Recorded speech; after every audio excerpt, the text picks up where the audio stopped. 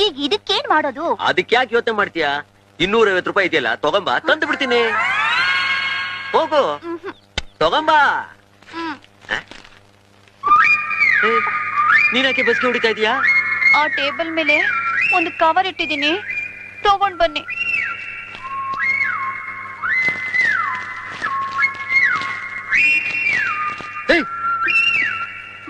ಇದನ್ನೆಲ್ಲ ನೀನ್ ಯಾಕೆ ತಂದೆ?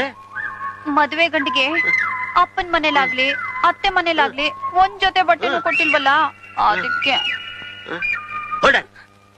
ಉದ್ಧಾರ.